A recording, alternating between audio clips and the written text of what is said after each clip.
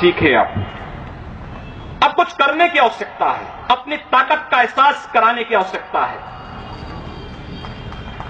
कौन मौलाना हैदराबाद से बोलता है, कौन कहां से बोलता है, इसलिए बहुत चिंता मत करिए, क्योंकि बकरे की अम्मा कब तक खैर मनाएगी आप देखते रहिए। बस बहुत दिन चलेगा नहीं ये। उन सबको मालूम है कि आने वाला समय और आने वाला दिशा क्या होने जा रही है। यह हिंदुत्व की सदी है और हिंदुत्व की सदी केवल भारत की नहीं दुनिया की सदी होगी। पूरी दुनिया के अंदर हिंदुत्व का झंडा एक बार पुनः मजबूती के साथ भगवा झंडा दुनिया के अंदर कोने कोने में लहराएगा। उसके अनुसार एक बार पुरुषार्थ किए जाने की आवश्यकता है। हिंदू कभी निराशावादी नहीं हो सकता है, कभी नहीं। दुनिया के अंदर तमाम संस्कृतियां मिट गई, तमाम परंपराएं मिट गई, सब कुछ नष्ट हो गया, कोई पूछने वाला नहीं, इतिहास में नाम शेष हो गए।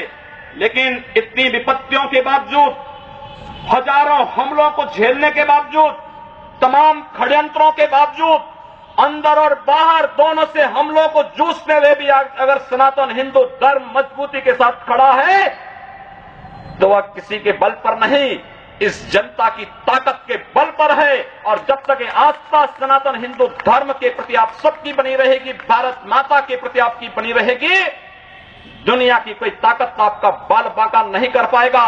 हमें किसी ओबामा से सर्टिफिकेट की आवश्यकता नहीं। हिंदुत्व पर जो प्रहार करेगा उसको महाप्रलय को स्वयं आमंत्रित कर देगा, उस महाप्रलय की चपेट में स्वयं भी आएगा। इस बारे में किसी को कोई गलतफहमी नहीं होनी चाहिए। और इसलिए बंधुओं, आप सबका मैं आह्वान करूंगा। बहराइच में महाराज सुहेलदेव पासी के सामने लोग लड़ने के लिए आए थे, मात्र 2 लोग बचे थे, सब के सब मार डाले गए थे।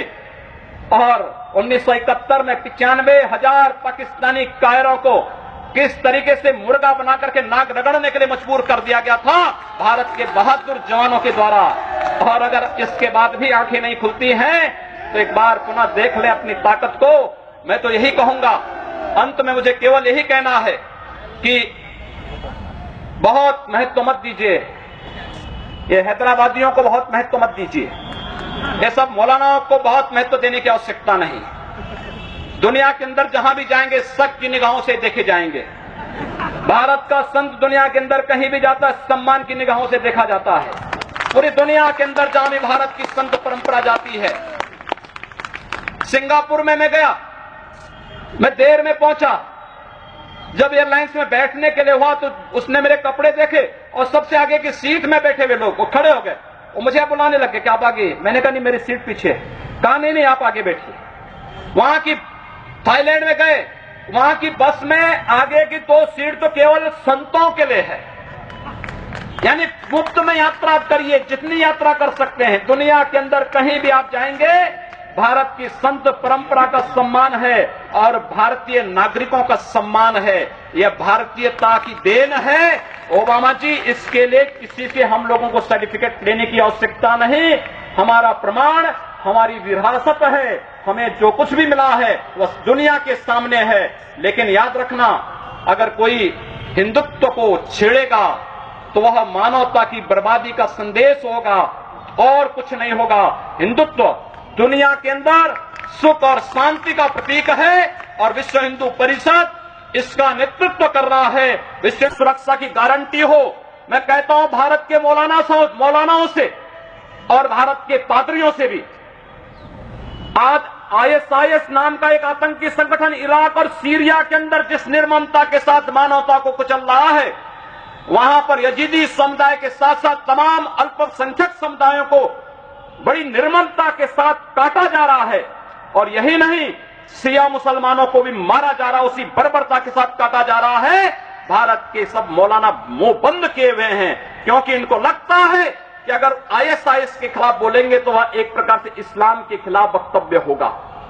क्या इस्लाम का स्वरूप या बर्बर स्वरूप है इस्लाम का? हम आखिर साबित क्या करना चाहते हैं?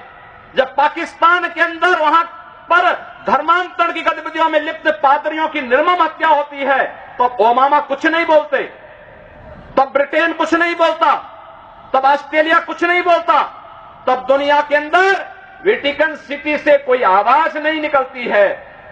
मैं एक दिन पढ़ रहा था मक्का के बारे में, सऊदी अरब के इस पवित्र शहर के बारे में। कहा जाता है कि मक्का में कोई गैर इस्लामिक नहीं जा सकता, कोई गैर मुसलमान वहां नहीं जा सकता। वेटिकन सिटी के बारे में पढ़ रहा था, वहां गैर ईसाई नहीं जा सकता। लेकिन काशी हिंदुओं की सांस्कृतिक राजधानी है, धार्मिक नगरी है, काशी के अंदर सब लोग आ सकते हैं। अब उदार कौन है? यानी हमारी काशी में सब लोग आ सकते हैं, ऊंची ऊंची मीनारें बना सकते हैं, मीनारों से चिल्ला सकते हैं, तो भी हम पर आवाज, तब भी हम पर आरोप लगते हैं। लेकिन सऊदी अरब में, मक्का मदीना में कोई दूसरा नहीं जा सकता, कोई नहीं जा सकता, कोई दूसरा गैर मुस्लिम नहीं जा सकता। वेटिकन सिटी में कोई गैर ईसाई नहीं जा सकता, लेकिन उन पर कोई आरोप नहीं लगता है, आरोप हम पर लगता है। आप उन सच्चाइयों को देखिए। अगर वेद किण्वन्तो विश्वारं